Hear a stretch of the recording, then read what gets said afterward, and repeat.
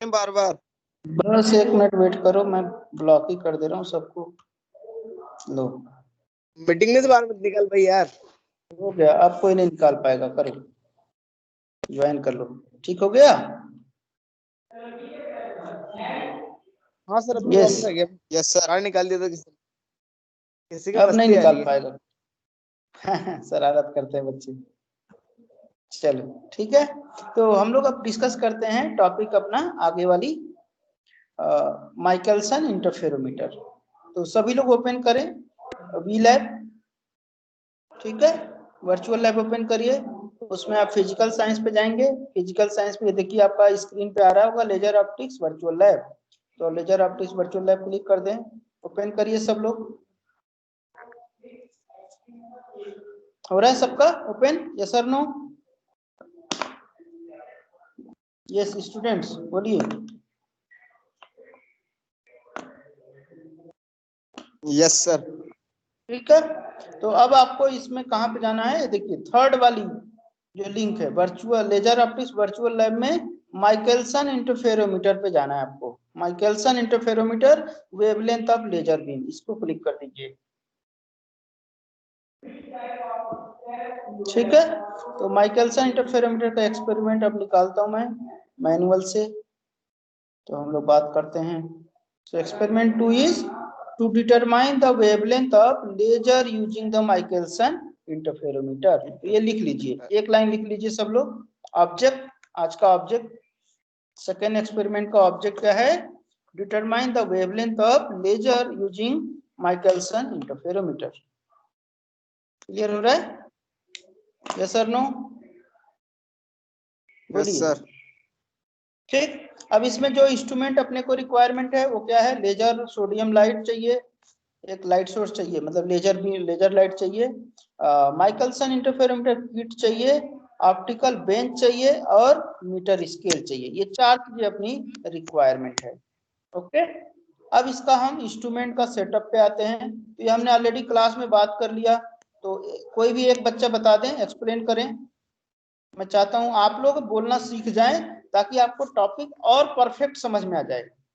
तो बताइए, ये इंस्ट्रूमेंट आपके सामने दिख रहा है, एक्सप्लेन करिए एनीवन। क्लास में भी कल कराया था ना, वही तो है? Yes sir no? बोलो बेटा। यस स्टूडेंट्स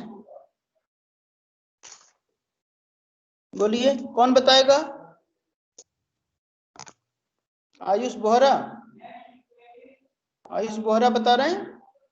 ओके, और कौन बताएगा? अमन मिश्रा, अभिनव तिवारी, बताइए कौन एक्सप्लेन करेगा? फयाज, यस फयाज जी सर। एक्सप्लेन करिए। ये इंस्ट्रूमेंट है माइकलसन का, इसको एक्सप्लेन करिए कैसे काम होता है, कैसे फ्रिंज बनते हैं। सर एक मोनोक्रोमेटिक लाइट जो कि सोर्स एस से आ रही है। Very good. हेलो। हाँ वेरी गुड, बताइए आगे। आपके बैकग्राउंड में नॉइज आ जिसमें रहा है, हमारे पास, आप किसी और कमरे में या तो आ जाओ या तो बाहर आ जाओ। नॉइज नहीं आना चाहिए जी सर। बैकग्राउंड में, नहीं तो सुनाई नहीं देगा आपका वॉइस। Hello hello. हाँ यस, आ गया, क्लियर आ रहा है। सर एक मोनोक्रोमेटिक लाइट जो सोर्स एस से आ रही है, वेरी गुड। जिसमें दो प्लेट है, एक P1 है और एक P2 है। हाँ जो P1 है उसको हम बोलते हैं बीम स्प्लिटर, जिसमें 50-50 लाइट्स है, जो जिसमें पार्शियल रिफ्रैक्शन होती है और पार्शियल रिफ्लेक्शन होती है। हाँ हेलो। हाँ ठीक है, ठीक है, आगे बोलिए। सही बताया, आगे आगे जो बोलिए। सर, जो हमारे पास दो मिरर है, M1 और M2। हाँ M1 और M2 है, जिसमें कि जो P1 है वो जब लाइट सोर्स एस से जब लाइट आती है तो वो रिफ्लेक्ट होके जो जितनी लाइट है ना, P1 कवर कर, मिरर 1 कवर कर रहा है ना। हेलो। यस यस बोलो, ठीक है, बोलो वो सर फयाज। ट्वाइस है वो M2 के मुकाबले। तो सर ट्वाइस है? एम क्या जो ट्वाइस है? प्लेट प्लेट P2 है वो उसको हम कंपेंसेटिंग प्लेट बोलते हैं, जिससे कि वो जो लाइट है उनकी दोनों की इंटेंसिटी सेम हो, और हम जो ऑब्जर्वेशन जब हम देखते हैं उसमें से हमें फ्रिंज दिखती है, सर्कुलर फ्रिंज दिखती है, जिसमें ब्राइट और डार्क फ्रिंज दिखती है। ठीक, चलो और कोई बताओ, एनीवन एल्स? अक्षय बताएं, अक्षय जिंदल, सॉरी आकाश जिंदल, आकाश जिंदल बताओ बेटा। Yes sir. इसको एक्सप्लेन करो एक बार, आकाश जिंदल। बोलोगे तो आपको समझ में आ जाएगा, मैं बार बार कह रहा हूँ, जो बोलता है बच्चा उसको ज्यादा अच्छा समझ में आएगा, सुनने से नहीं समझ में आएगा, बोलोगे तब समझ में आएगा और ज्यादा। क्लास में मैंने 3 बार पढ़ा दिया, आज फिर लैब में रिपीट हो रहा है। बोलो आकाश, बोल रहा है?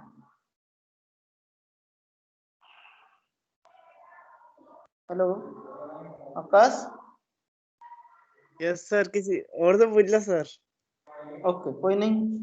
अच्छा ढिल्लो बताएंगे? अभिनव तिवारी, अभी गोयल, अभी गोयल बताएंगे?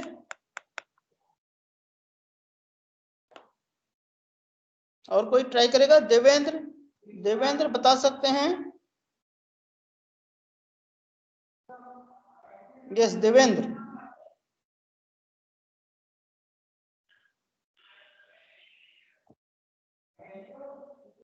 हेलो देवेंद्र, आवाज आ रही Devendra? Hello Aman Mishra, yes sir. Explain करोगे बेटा इसको, इंस्ट्रूमेंट को? Yes sir no? नहीं कर पाऊंगा। चलो मैं, ठीक है मैं बताता हूँ, फिर से दोबारा बता दे रहा हूँ, तो ध्यान से सुनना, ठीक है? ये थ्योरी में भी है, यही लैब में भी है, एक ही चीज है। तो माइकलसन इंटरफेरोमीटर क्या है? ये जो सोर्स लाइट है, मोनोक्रोमेटिक लाइट सोर्स है, यहाँ से लाइट जनरेट हो रहा है, वो आगे फॉल हो रहा है किस पे? Glass plate P1।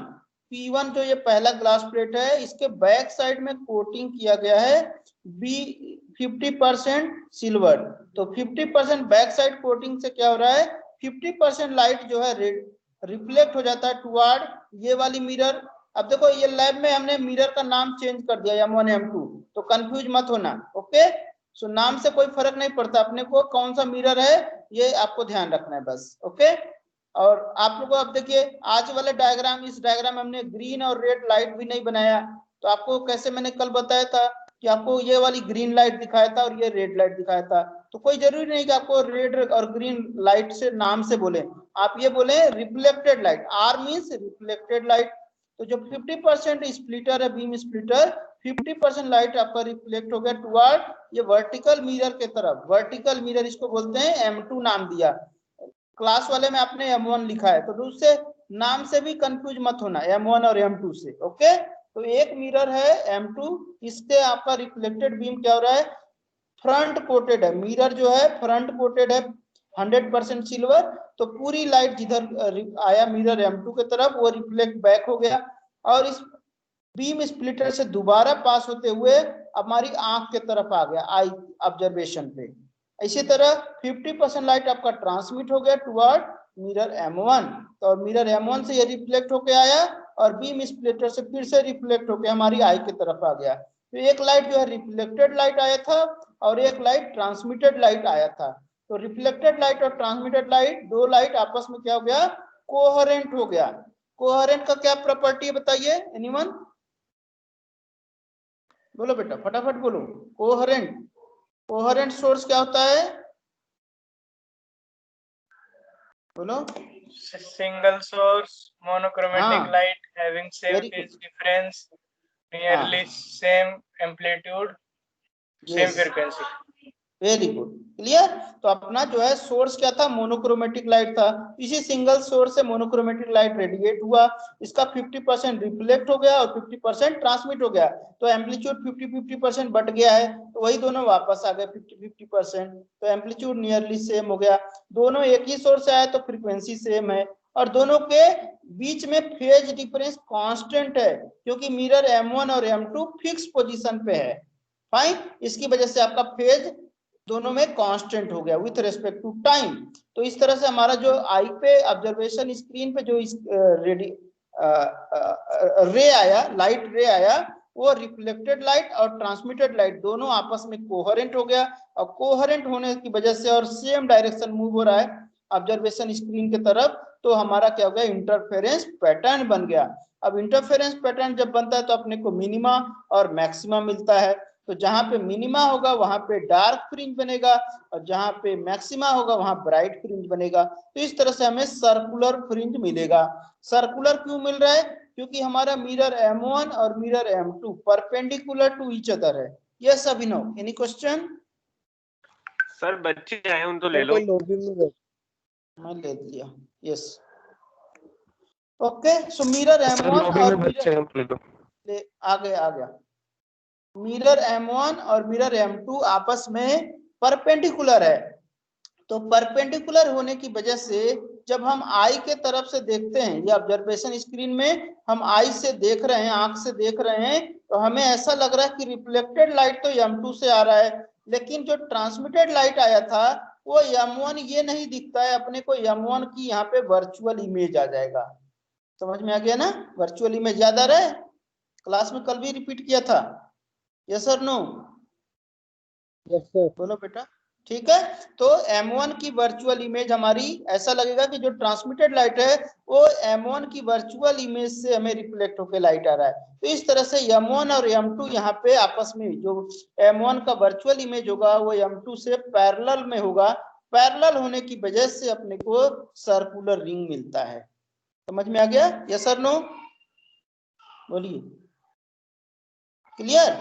अब जो रे रिफ्लेक्टेड रे है ये तो बीम स्प्लिटर में देखिए, एक बार मेन सोर्स से आया, फिर यहाँ से बीम स्प्लिटर से स्प्लिट होकर रिफ्लेक्ट हुआ, तो ये ग्लास प्लेट के अंदर से गया दूसरी बार, और फिर मिरर M2 से रिफ्लेक्ट होकर आया, फिर ग्लास प्लेट के अंदर से। ये 3 बार रिफ्लेक्टेड रे आया गया, जबकि ट्रांसमिटेड रेज क्या था, एक बार ही इस बीम स्प्लिटर को पार किया, उसके बाद ये मिरर M1 के तरफ गया, M1 से रिफ्लेक्ट होके फिर वापस बीम स्प्लिटर से ग्लास प्लेट के अंदर नहीं गया, बाहर ही बाहर ये रिफ्लेक्ट हो गया। फाइन, तो हमारा जो ट्रांसमिटेड लाइट है वो सिर्फ इस बीम स्प्लिटर से एक बार ही गया, जबकि रिफ्लेक्टेड बीम 3 बार गया। इसका मतलब रिफ्लेक्टेड लाइट 2 बार एक्स्ट्रा बीम स्प्लिटर के अंदर से जा रहा है। तो हमें इसको कंपनसेट करने के लिए एक और ग्लास प्लेट लगा रहे हैं। इस ग्लास प्लेट का जो प्रॉपर्टी है वो same thickness, same material, same refractive index जो बीम स्प्लिटर का उसी मटेरियल से बना है। सिर्फ डिफरेंस क्या है, बीम स्प्लिटर 50% कोटिंग है बैक साइड में, जबकि कंपनसेटिंग प्लेट में नहीं है। फाइन, ये सिंपल ग्लास प्लेट है। तो इस तरह से कंपनसेटिंग प्लेट ने क्या किया, इस ट्रांसमिटेड रे को 2 बार, एक बार इस बार से पास होना और एक बार रिफ्लेक्ट होकर रे आया तो इसके अंदर से आ रहा है, तो 2 बार आना और जाना, तो रास्ते में ये पड़ गया। इस तरह से ये इसके दोनों के पाथ आपस में इक्वल हो गए। तो मीडियम जो है, डेंसर मीडियम में ट्रांसमिटेड रे भी 3 बार हुआ और रिफ्लेक्टेड रे भी 3 बार हो गया। इस तरह से दोनों कंपनसेट हो गए। तो इस तरह से हमें जो फ्रिंज मिलेगा ये इंटरफेरेंस पैटर्न मिलेगा, और अपने को ये रिंग अपने को ऑब्जर्व करना है। ठीक है, अब हमें ये रिंग कैसा दिखेगा, सर्कुलर दिखेगा, क्योंकि अपना मिरर M2 और M1 का वर्चुअल इमेज दोनों पैरेलल हो रहा है। अब जब मिरर M2 को हम आगे पीछे मूव करते हैं तो जो सर्कुलर फ्रिंज है ये अपीयर और डिसअपीयर होता है। यही बताया था कल। Yes sir, no? Yes sir. ठीक है, तो अपना मिरर ये जो फ्रिंज है वो अपीयर और डिसअपीयर हो रहा है। तो अपने को यही काउंट करना है कितनी बार फ्रिंज आया और कितनी बार गया, बस ये काउंट करने हैं। तो अब आगे बढ़ते हैं, इसको कैलकुलेशन में जाते हैं। फार्मूला क्या यूज होगा, तो जो अपना फार्मूला होगा वेवलेंथ कैलकुलेट करने के लिए ये है लैम्डा इक्वल टू 2D/n। ये नोट कर लीजिए, वेवलेंथ इक्वल टू 2D। ये कॉपी में लिखना, बाद में लिखना, अभी तो समझ लो, प्रैक्टिकल परफॉर्म करना सीख जाओ, रीडिंग निकाल लो, उसके बाद लास्ट में जब सब कंप्लीट हो जाए तब लिखना। ओके, थ्योरी भी? कॉपी में तो थ्योरी भी लिखना है आपको, थ्योरी तो लिखना ही है तभी तो समझ में आएगा। Yes sir no? ठीक है, तो अभी सिर्फ फार्मूला लिख लो, लेमडा इक्वल टू 2d/n, जहां पे 2d, डी क्या है? डिस्टेंस जो मूव कर रहे हैं मिरर m2 को, जो वर्टिकल मिरर है उसको हम ऊपर नीचे मूव कर रहे हैं, तो कितना मूव किया और उस मूवमेंट से कितने, n is number of fringe, कितने फ्रिंज अपीयर और डिसअपीयर हुआ। तो हम क्या करेंगे, मिरर मूवमेंट ऑफ मिरर हम मेजर करेंगे डिस्टेंस, और दूसरा फ्रिंज को काउंट करेंगे कितने फ्रिंज अपीयर और डिसअपीयर हुआ। तो अगर ये दोनों वैल्यू हम निकाल सकते हैं डी और एन, तो इससे हम कैलकुलेट कर लेंगे क्या? Wavelength. So we can get the wavelength by this formula lambda equal to 2d/n। Clear हो गया? Yes sir no? बोलो बेटा। ठीक है, बोलिए, एक दो लोग बोलिए यस नो बोलिए, तभी तो मैं आगे बढ़ूंगा। ओके, अब आते हैं इसका, हाँ अब इसका एक्सपेरिमेंट पे आते हैं जो परफॉर्म करना है। तो अपने को ऑब्जर्वेशन टेबल पे आ जाएंगे अब। तो मैं ऑब्जर्वेशन टेबल ये दिखा दिया, लेकिन ऑब्जर्वेशन टेबल पे हम वापस आएंगे, पहले हम इंस्ट्रूमेंट ओपन करते हैं। तो ये देखिए, आपको ये दिखाया था, वो वी लैब पे जाएंगे, वर्चुअल लैब में फिजिकल साइंस, फिजिकल साइंस के अंदर लेजर ऑप्टिक्स वर्चुअल लैब, उसके अंदर आपको जाना है माइकलसन इंटरफेरोमीटर। तो सब लोग ये प्लेटफॉर्म ओपन कर लें। हो रहा है सबका? Yes sir no? Yes sir. हो गया ना इंस्ट्रूमेंट? तो अब आपको ये सिमुलेटर पे आ जाते हैं डायरेक्ट। अब लॉग इन करें सब लोग। होल्ड रखिए। हाँ यस, सब लोग लॉग इन करिए, इंस्ट्रूमेंट ओपन हो जाए। देवेंद्र मैसेज देख। हाँ क्या हुआ, कोई क्वेश्चन?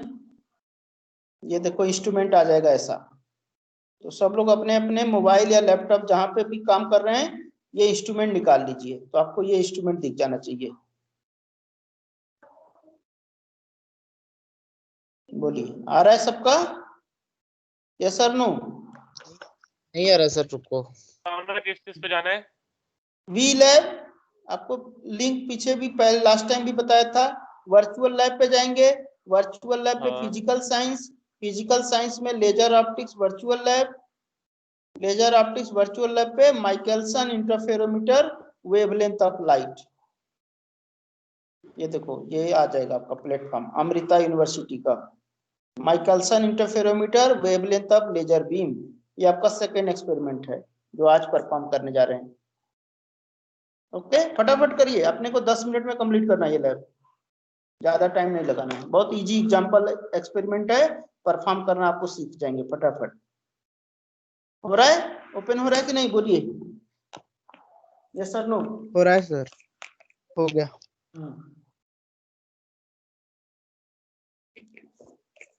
इसका नहीं आया इंस्ट्रूमेंट, इसका इंस्ट्रूमेंट नहीं आया अभी तक, बताइए। सबका आ गया? अभिनव तिवारी Yes, आ sir. गया? पासवर्ड डाल रहा हूँ सर, भर रहा हूँ। डालो डालो, फटाफट करो, ओपन करना है। जैसे आपका न्यूटन रिंग था, ऐसे ये माइकलसन इंटरफेरोमीटर इंस्ट्रूमेंट आ जाना चाहिए। और लोग भी बताएं, अभी गोयल, आयुष आर्या, आयुष बोहरा, भरत हो गया पटेल, सर। वेरी हो गुड। देवेंद्र, हो गया sir open. Very good. Divyansh, मेरे में फयाज, तो कुछ अलग ही दिखा रहा है सर। क्या दिखा रहा है? क्या हुआ आयुष, बताओ। आयुष बोहरा, आ गया सर। Very good. हो गया सर मेरे तो ओपन। आ गया सबका? Very good. अब देखिए, अब मैं इंस्ट्रूमेंट को फुल साइज कर रहा हूँ। ये देखिए फुल स्क्रीन कर दिया, दिख रहा है स्क्रीन मेरा? Yes sir no? Yes sir. Clear? अब पहला काम क्या करना है, लेजर, चूज लेजर, कौन सा लेजर सोर्स लेना है। तो आपको क्लिक करेंगे तो इसमें देखिए आप आएगा krypton laser, helium neon laser और आर्गन लेजर। तो अपने को जो एक्सपेरिमेंट करना है वो लेंगे हीलियम नियॉन लेजर। कॉपी में लिख लीजिए, क्या लेजर लेंगे? Helium neon laser. ये देखिए मैंने हीलियम नियॉन लेजर ले लिया और पावर को ऑन कर दी। पावर ऑन करते ही देखिए यहाँ पे फ्रिंज बन गया। ये देखिए ये रे का मूवमेंट शुरू हो गया। पावर ऑफ रहता है तो ये रे नहीं दिखता है, और पावर ऑन करते ही आपको क्या हुआ, रे का मूवमेंट दिखा दिया। और ये जो फ्रिंज यहाँ बना वो यहाँ पे लार्ज स्क्रीन पे दिखा रहा है। समझ में आ रहा है? Yes sir no? आप Yes, लोग भी sir. अपने अपने सिस्टम पे करें, अपने अपने सिस्टम पे ये ऑपरेट करके देखें। पावर को ऑन कर दीजिए, हीलियम नियॉन लेजर लेना है और पावर को ऑन कर देना है। हो गया? अब देखिए ये रिंग जो बना ये आपको क्लियर नहीं दिख रहा है, तो इसको हम क्या करेंगे, एडजस्ट मिरर से क्लियर करेंगे, क्लैरिटी। तो ये देखिए इसको मैं मूव कर रहा हूँ स्लोली, तो ये देखिए रिंग प्रॉपर बनने लगेगा। ये देखो कितना बढ़िया रिंग बन गया, दिख रहा है? Yes sir Yes, no? sir. तो आप लोग भी अपना अपना सिस्टम पे सेट करिए, रिंग प्रॉपर बनना चाहिए, आपको दिखना चाहिए। ये एडजस्ट मिरर को सेंटर पे रखेंगे तो आपका परफेक्ट फ्रिंज बनेगा। तो अब देखिए इसको दूसरे तरफ ले जाऊंगा तो फिर इधर भी ब्लर होगा। तो अगर लेफ्ट या राइट किसी साइड रहेंगे तो ब्लर दिखेगा, लेकिन सेंटर पे रहेंगे तो आपको परफेक्ट रिंग बनेगा। तो ये आपको रिंग बना लेना है। अंडरस्टूड? अब रिंग बन गया, अब अपने को क्या करना है, मेजरमेंट करने जाना है। अब क्या करना है, ये मिरर है, मिरर को ये वर्टिकल वाली मिरर है, मतलब दूसरे आर्म पे। फाइन, तो इसको हम आगे पीछे मूव करेंगे तो रिंग यहाँ पे अपीयर डिसअपीयर होगा। तो अपने को यही काउंट करना है और कितना मूवमेंट हुआ वो इस स्क्रू गेज से मेजर करेंगे। क्लियर? तो स्क्रू गेज में देखिए कितना रीडिंग है, 0, 5, 10 ऐसे रोटेट होके आ रहा है, 35, 40, 45 फिर 0। इसका मतलब कितने डिवीजन हो गया total? 50 division. Very good, very good. जो लोग 12वीं में अपना प्रैक्टिकल करके आए होंगे उनको ये समझ में आ रहा होगा इजीली। 10th और 12th में आपको फिजिक्स लैब में वहां पे कराया गया होगा स्क्रू गेज से मेजरमेंट का। तो ये 50 डिवीजन होता है एक सर्कल पे। क्लियर? और ये एक सर्कल रोटेट होता है तो 1 mm 1 मिलीमीटर मूव करता है। क्लियर? Yes sir no? तो 1 mm का 50 डिवीजन हो गया। 1 मिलीमीटर मूवमेंट के लिए ये 50 डिवीजन कर दिया। तो अब रीडिंग पे आ जाइए, कॉपी में लिख लीजिए ये रीडिंग। देखिए पहला लिस्ट काउंट, ऑब्जर्वेशन क्या है, least count equal to 1/50 mm। 1 millimetre को 50 डिवीजन कर दिया तो कितना लिस्ट काउंट बन गया, 0.02 mm। नोट कर लीजिए। समझ में आ रहा है? Yes sir no? बोलिए। यस आ रहा है। ये बहुत इजी है, experiment is very easy. So least count आपका आ गया 0.02 mm। अब देखिए इसके बाद है कैलिब्रेशन कांस्टेंट ऑफ एपरेटस। तो बेसिकली क्या होता है, कोई भी सिस्टम है, फिजिकल सिस्टम होता है तो हमें इसको एडजस्ट करना पड़ता है। जैसे आपने देखा होगा स्वीट शॉप पे, मिठाई की दुकान पे जाते हैं मिठाई खरीदने, तो क्या करता है, हर 1-2 घंटे के बाद उसका जो वेइंग मशीन है, वेइंग मशीन को वो 0 सेट करता है। Yes sir no? समझ में आ रहा है? एग्जाम्पल बोलिए। तो जो वेइंग मशीन जिससे वो मिठाई तौलता है आपका 1 किलो आधा किलो, उसको सेट करता है 0 पे, क्योंकि बार बार वो जब स्वीट तौलने लगता है तो कुछ कुछ उस पर ड्रॉप गिर जाती है। Understood my point? तो ड्रॉप की वजह से उसकी वेट प्लस माइनस होने लगता है, तो उसको न्यूट्रलाइज करने के लिए वो क्या करता है, 0 करता है। That is called calibration. क्या समझ में आया? कैलिब्रेशन मतलब सिस्टम को 0 पे सेट करना। Yes sir no? क्लियर हो गया कि नहीं? बोलिए। क्लियर? तो अब ये जो अपना इंस्ट्रूमेंट है, क्योंकि ये ऑनलाइन है तो इसमें कुछ भी नहीं सेट करने की जरूरत है, इसीलिए इसकी कांस्टेंट है 1। Calibration constant of apparatus is 1। तो अपना ये स्टैंडर्ड वैल्यू जो है 1 है। समझ में आ गया? अब लेते हैं नंबर ऑफ फ्रिंज, कितने फ्रिंज के लिए हम एक्सपेरिमेंट करना चाहते हैं। तो मैंने लिखा n इक्वल टू 5। तो अब आपके पास चॉइस है, अभी आगे जब एक्सपेरिमेंट करेंगे तो आपको समझ में आ जाएगा ये नंबर ऑफ फ्रिंजेस कैसे काउंट करना है। तो मैं एक्सपेरिमेंट करने जा रहा हूँ 5 की रीडिंग पे। आप चाहो तो इसको 5 की जगह 10, 15, 20 ले सकते हो। समझ में आ रहा है? Yes sir no? अपने को रीडिंग लेना है 5 पे 10 पे, तो 5-5 के इंटरवल पे लेंगे। तो मैंने लिखा है, देखिए टेबल बना लीजिए कॉपी में फटाफट, serial number, number of fringes. तो फ्रिंजेस क्या है, 5, 10, 15, 20, 25। तो मैंने ऐसे रीडिंग लिखा है। अगर कोई करना चाहे 10, 20, 30, 40, 50 ऐसे भी कर सकता है। किसी को 20 से करना हो तो 20, 40, 60, 80, 100 ऐसे भी कर सकता है। समझ में आ रहा है? Yes sir no? Yes sir. ठीक, अब इसके आगे क्या करेंगे, अब 5 फ्रिंज के लिए कितना मूवमेंट हुआ मिरर का वो डिस्टेंस मेजर करेंगे d। ऐसे 10 फ्रिंज के लिए मेजर करेंगे d। इस तरह से सारे मेजर करेंगे, फिर इसके बाद ये कैलकुलेशन आगे बताएंगे। तो यहाँ तक समझ में आ गया? Yes sir no? यस बोलो सर। बेटा। ठीक, तो ये टेबल बना लीजिए अपने कॉपी में। अब मैं रीडिंग लेने जा रहा हूँ। तो अब देखिए मैं इंस्ट्रूमेंट पे वापस आ गया और मैं ये इंस्ट्रूमेंट को बड़ा कर दिया फुल स्क्रीन। अब अपने को देखिए यहाँ पे रीडिंग लेना है स्क्रू गेज पे, या दूसरा ऑप्शन क्या है, इसके जगह हमें यहाँ पे डायरेक्ट दिखेगा रीडिंग, ये वाली एडजस्ट माइक्रोमीटर। एडजस्ट माइक्रोमीटर पे ये देखिए 0 दिखा रहा है अभी, इसका मतलब ये 0 वाली लाइन अलाइन हो रहा है। ओके, 0 वाली लाइन। अब जैसे जैसे हम इसको मूव करेंगे ये मिरर को, तो मिरर को मूव करने के लिए ये 2 नॉब है। ओके, तो मिरर को देखिए जैसे मैं मूव कर रहा हूं, ये देखिए बढ़ रहा है, दिख रहा है, और ये फ्रिंज भी चेंज हो रहा है, ये देखिए साइज बढ़ते जा रहा है। Yes sir no? दिख रहा है? ये देखो बेटा, अपीयर डिसअपीयर हो रहा है ना, तो बस यही करना है। तो अब मैं इसको रीसेट करता हूँ फिर से, सिस्टम को स्टार्ट फ्रॉम बिगिनिंग। जब भी मेजरमेंट करना हो बिगिनिंग से स्टार्ट करेंगे। तो हीलियम नियॉन लेजर ले लिया और पावर को ऑन कर दिया और एडजस्ट करके सेंटर पे इसको कर दीजिए, तो फ्रिंज प्रॉपर बनेगा। फाइन, ये रिंग आपका प्रॉपर बन गया। अब आपको क्या करना है, यहाँ से मेजरमेंट शुरू करना है। तो अब अपने को क्या करना है, इसको मूव करते रहना है और ये काउंट करना है कितनी बार फ्रिंज बड़ा होके गायब हो गया। अपीयर और डिसअपीयर काउंट करना है। तो ये सेंटर पे ध्यान दीजिएगा, मैं मूव करने जा रहा हूँ, यहाँ पे काउंट करेंगे कितने हो रहे हैं। फाइन, ये देखिए सेंटर में डॉट है, ये चेंज होने जा रहा है। तो ये देखिए मैं मूवमेंट स्टार्ट किया, बड़ा हो रहा है। Yes sir no? Yes sir. बड़ा हो रहा है ना? अब देखिए, अब ये बड़ा होते होते ये डिसअपीयर हो गया। इसको काउंट करते हैं 1। हमने सेंटर डॉट से स्टार्ट किया था, रिंग बड़ा हो गया, उसके बाद वो गायब हो गया। हुआ ना? Yes sir no? बोलिए। यस सर, बड़ा हो गया था, फिर छोटा तो हो गया। इसको 1 काउंट करना है। अब फिर इसको फिर और बढ़ाएंगे, ये देखिए बढ़ेगा, फिर दोबारा बढ़ रहा है, बढ़ रहा है, ये देखिए डिसअपीयर हो गया। अब हो गया 2 काउंट हो गया अपना। समझ में आ गया काउंटिंग कैसे करना है? समझ में आ रहा है? Yes sir no? Yes sir. Yes sir. तो अभी 2 हो गया, अपने को 5 काउंट करना है। तो 2 कर दिया, ये देखिए मैं फिर बढ़ा रहा हूँ, 2 के बाद ये आएगा 3 हो गया, फिर बढ़ा रहा हूँ, देखिए 3 के बाद ये हो गया 4 हो गया, फिर और बढ़ा रहा हूँ, 4 के बाद ये बढ़ गया, कितना हो गया 5। तो 5 के लिए अपने को रीडिंग आ गया ये वैल्यू नोट करिए, कितना लिख रहा है? 0.016। Very good. तो ये हम रीडिंग लिखेंगे। डिस्टेंस, ये देखिए पहला 5 फ्रिंज के लिए अपना रीडिंग कितना आ गया? 0.016 mm में, ये मिलीमीटर में रीडिंग। ये सिंपल है, इजी है। Yes sir no? बोलो बेटा। Yes sir. Yes sir.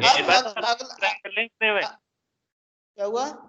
एक बार हम भी ट्राई करते हैं ना ऐसे जैसे। हाँ करना ना, अभी पहले समझ लो मैं क्या कर रहा हूँ, फिर अपने करना। 5 के लिए हो गया, अब अपने को 10 के लिए करना है। तो रीडिंग फिर वापस इंस्ट्रूमेंट पे वापस आते हैं, इसको फुल स्क्रीन कर दिया। ये देखिए 5 रीडिंग के लिए ये आपका कितना रीडिंग था? ये देखिए पुराना वाला रीडिंग है, पढ़िए कितना है? यस, कितना लिखा है? 0.016। ठीक है, तो ये 5 के लिए हो गया। अब फिर और बढ़ाते हैं। अब आप फ्रिंज काउंट करना है, यहाँ पे दिख रहा है ना? तो आप काउंट कर लिए, मैं बढ़ाना शुरू कर दिया, देखिए बढ़ रहा है। 5 के बाद क्या हो गया? 6 हो गया, देखिए फिर बढ़ रहा है। 7 हो गया, फिर बढ़ रहा है। 8 फिर बढ़ रहा है। 9 और ये लास्ट, ये देखिए बढ़ रहा है, बढ़ाते जाना है और इसको गायब कर देना है। 10 हो गया। तो आपका रीडिंग कितना आ गया? 10 के लिए अब रीडिंग पढ़िए, दिख रहा है कितना है? 0.0317। हाँ, अब ये लिखते हैं सर, कॉपी में। तो मेरे 10 के लिए लैपटॉप में 0.0316 आया है। कोई नहीं, ये अलग अलग आएगा। मैंने क्या बोला, हर बच्चे को अपना अपना एक्सपेरिमेंट परफॉर्म करना है, काउंट अपना अपना करना है। ओके, डोंट वरी, जो रीडिंग आ रहा है वो लिखो, वही तो एरर है, प्लस माइनस एरर आएगा ना। अब इसके बाद क्या करना है? 15 की रीडिंग लेनी है। अब इसके बाद 15 की रीडिंग लेनी, तो फिर इंस्ट्रूमेंट आ जाइए। ये देखिए 10th की रीडिंग कितनी थी? 0.0317, वही है ना? Yes sir no? अब आप बढ़ाते जाए फिर से और रिंग काउंट करना है। फाइन, तो 10 हो चुका है। अब देखिए 11 के लिए मैं बढ़ा रहा हूँ, ये देखिए 11 होने वाला है, 11 हो गया। नेक्स्ट ये देखिए 11 के बाद ये 12 हो गया, फिर ये देखिए 12 के बाद 13 हो गया, 13 के बाद ये देखिए 14 हो गया, 14 और ये लास्ट चल रहा है, ये देखिए 15 की रीडिंग पढ़िए, कितना आ गया? 0.0476 वेरी गुड, तो इसको नोट कर लेते हैं, 0.04476 यही था। ठीक है, अब ऐसे 20 और 25 कर लेंगे अपने आप लोग कर लेंगे अब, यस सर नो? मैं 3 रीडिंग ले दिया, कर लेंगे। बाकी आप अपने से कर लेना। अब अपने को कैलकुलेट करना है क्या? Delta D, difference in distance. तो 5-5 फ्रिंज के लिए हम काउंट करना चाहते हैं कितना डिफरेंस आ रहा है, तो 5 वाली रीडिंग के लिए 0 से माइनस कर देंगे, तो कितना लिखेंगे? 0.016। समझ में आ रहा है? पहला रीडिंग तो 0 से माइनस करना है ना, क्योंकि 5 फ्रिंज के लिए था। Yes sir no? Delta d मतलब क्या हुआ? Distance gap. अब 10-5 करना है, 10-5 के रीडिंग को माइनस कर दीजिए, इन दोनों को माइनस करके बताइए कितना लिखे? 0.0317 माइनस 0.016 करके बताइए कितना आएगा? बोलो बेटा। बताओ कोई। 0.0 सब्ट्रैक्ट करो ना, सिंपल सब्ट्रैक्शन है। 0.016 इसको माइनस करना है 0.0317 से, कितना आएगा? सब्ट्रैक्ट करो बेटा। ये देखो, ये 10-5 करना है। ये 10 वाली रीडिंग से 5वीं रीडिंग, 0.02 10 वाली रीडिंग से 5वीं वाली रीडिंग को माइनस करना। रीडिंग को ये फ्रिंज तो डिफरेंस 5 ही आएगा ना भाई, 5-5 के गैप का डेल्टा डी निकाल रहे हैं, तो बताइए कितना आएगा? ये 0.157 दिख रहा है? Yes sir no? बोलो बेटा। 0.157 आएगा। क्यों? ये 7 माइनस 0 हो गया भाई, यहाँ पे 160 के पीछे एक और 0 लगा दो, अब बराबर हो गया। 7 माइनस 0 7, 11 माइनस 6 5, और 2 माइनस 1 1, 157 हो गया। समझ में आ गया? ये सर नो? बोलो बेटा, बोलिए। समझ में आ रहा है? हाँ, ऐसे अब 15 वाली रीडिंग में से 10 वाली रीडिंग माइनस कर दो, बताओ कितना आएगा? 0.0159 very good, very good.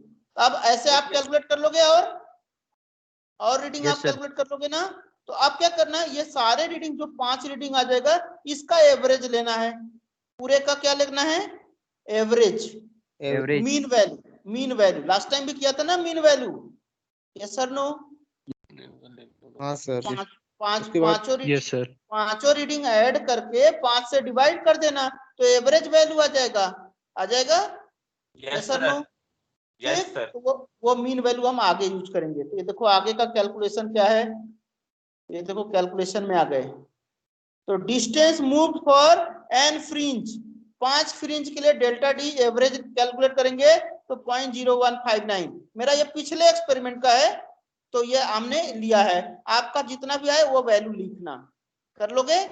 Yes sir no? Yes sir. Yes. तो ये मीन वैल्यू, ये मीन वैल्यू आ गया। और फ्रिंज, नंबर ऑफ फ्रिंज कितना लिया हमने? n इक्वल टू 5 लिया है। अब फार्मूला है क्या? लेमडा इक्वल टू 2d/n, तो 2 into D distance delta D लिख लीजिए, 0.0159 डिवाइड 5, तो ये आपका लेमडा आ गया। तो इससे कितना आ गया? सेकंड के बीच में क्या हुआ? n लेते हैं ना अपन। क्या बोला? n इज इक्वल टू 5 लिया ना अपन ने, कैसे लिया सर? हाँ, n इक्वल टू 5, 5-5 फ्रिंज का गैप। रीडिंग पे देखो फिर वापस, 5 10 15 20 है ना, तो 5-5 फ्रिंज का गैप ले लिया। ठीक है, अगर कोई 10 20 30 40 लोगे तो 10 का गैप में कर लेना, कोई 20 का डिफरेंस पे करो। n जितना ज्यादा होगा रीडिंग उतना करेक्ट आएगा, तो एरर कम हो जाएंगे। Understood my point? Yes sir no? Yes sir. ठीक, तो अब आते हैं कैलकुलेशन आपका फाइनल कर देते हैं। तो लेमडा आ गया 636 इंटू 10⁻8 मीटर, ये आएगा। मिलीमीटर को मीटर में कन्वर्ट कर लिया, तो 10⁻8 मीटर आ गया। अब इस और सर जैसे इंस्ट्रूमेंट में, जैसे n हम 10 लेते हैं 10-20 तो n 10 रखेंगे ना। n 10 रखेंगे और डेल्टा डी का वैल्यू आपका आएगा जो भी वैल्यू आएगा। ओके, और एवरेज है? डेटा डिले जितने हमने लिए हो 5 से डिवाइड होगा फिर। सारे का ऐड करके जितने काउंट है उतने से डिवाइड कर दो। ओके इजी है? Yes sir no? सर करेंगे जब पता चलेगा, अभी तो इजी लग रहा है। इजी है करना, कोई नहीं। इसके बाद क्या है, ये जो ऑनलाइन इंस्ट्रूमेंट है इसमें एक प्रॉब्लम है। फाइन प्रॉब्लम क्या है कि जो हमारा रिजल्ट आ रहा है इसमें एक करेक्शन फैक्टर की रिक्वायर्ड है। ये रेड कलर में मैंने इसीलिए हाईलाइट किया है, तो ये नोट कर लो। A correction factor is required for this instrument of 10 to the power -1। हमारी जो कैलकुलेशन में सही क्यों नहीं आ रहा है, क्योंकि एक सिस्टम का एरर है, जिसने ये डेवलप किया उसने कुछ सेटिंग में गलत किया है, जिसकी वजह से प्रॉब्लम आ रहा है।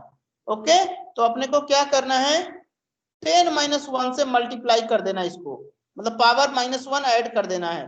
तो ये क्या हो जाएगा फाइनली, ये लिख लो लाइन, रेड वाली लाइन, हर बच्चे को करना पड़ेगा अपने अपने एक्सपेरिमेंट कैलकुलेशन में, ये वाली लाइन। ओके, सर दोबारा बताना। Correction factor is required for this instrument of 10 to the power -1। तो जो लेमडा कैलकुलेट होगा उसमें करेक्शन फैक्टर 10 का पावर -1 मल्टीप्लाई करना है अपने को।